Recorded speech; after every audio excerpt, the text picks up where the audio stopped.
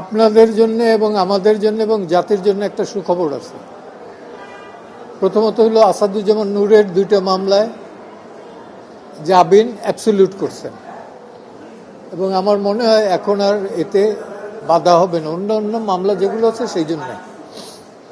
আর গত পার্লামেন্টের গত সরকার সময় যিনি চিফ হুইপ ছিলেন আসম ফিরোজ, তার জামিনের মামলাটাও আদালত অ্যাবসলিউট করে। আসম ফিরোজ অত্যন্ত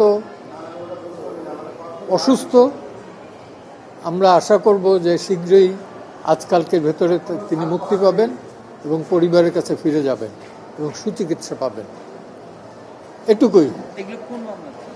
এগুলো সবই খুনের মামলা এবং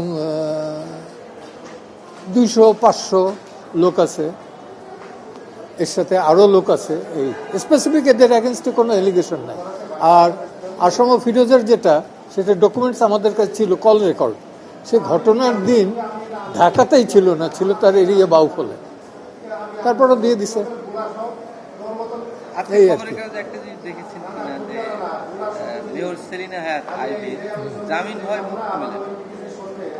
সবগুলো মামলায় হচ্ছে যে এমন ভাবে আসামি করা হয়েছে যে ধরেন যে 400-500 লোকের সঙ্গে সে ওটার সঙ্গে ঘটনাস্থলে। এটাই তো হইতেছে যে মানে এটা মামলা বাণিজ্য, নাথিং এলস। মামলা বাণিজ্য, আমরা এর বন্ধ চাই। আইনের শাসন প্রতিষ্ঠার কথা বললে পরে এই মামলা বাণিজ্য এটা বন্ধ করতে হবে এবং আমরা আশা করি এ ব্যাপারে অন্তত, যেহেতু আইনমন্ত্রী আছেন আসাদুজ্জামান সাহেব, মোহাম্মদ আসাদুজ্জামান সাহেব, উনি মাঠ থেকে রাজনীতি করা একজন লোক এবং একসময় প্রগতিশীল রাজনীতি করতেন, তার দৃষ্টি আমি আকর্ষণ করছি।